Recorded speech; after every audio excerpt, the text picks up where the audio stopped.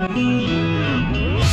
right, because it is the first night of high school football, and if you've been with us here on the Midday Show for a long time, you know, obviously, one, huge sports fan, and two, that I love history. And if you can combine those two things, you know, you got me. I'm a big fan of both of those things. And anybody that knows me, obviously, knows those two things combined, just, you know, drooling at this point type of deal.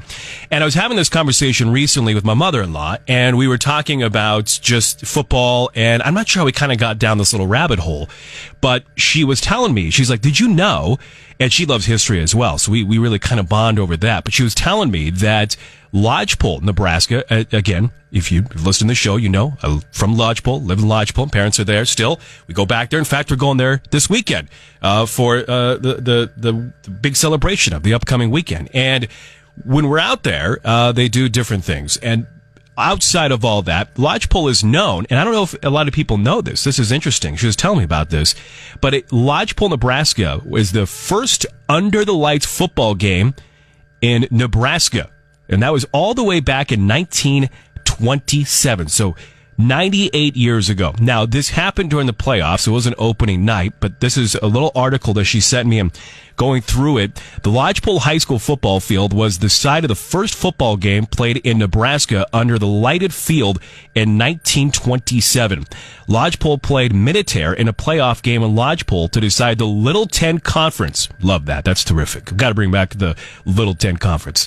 Lodgepole was the East Division champs, and Militaire was the West Division champs.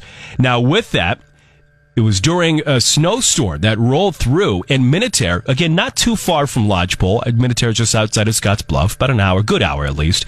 And Militaire was trying to make their way through the blizzard. As you can imagine, trying to communicate and let people know, or just trying to get through the roads in the early or the late 20s, probably not the easiest at that point. When Militaire showed up in the snowstorm for the playoff game, the officials had already declared the game forfeited to Lodgepole, probably thinking that they're not going to get here. It's a blizzard. There's no way they're going to play the game.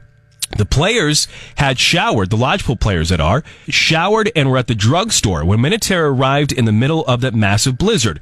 The coach at the time, Coach West, and the Lodgepole players were asked if they wanted to call the forfeit off because they were at the drugstore kind of just hanging out still in town and play Militaire since they were already there. Lodgepole agreed, and the historical game was then on. As you can imagine, it was later on into the day, and it was nearly dark when the game began, and Lodgepole scored on the kickoff return, and that was the only score in the game. The officials decided to play the second half with two 2-minute quarters, but visibility was poor because still of the ongoing storm.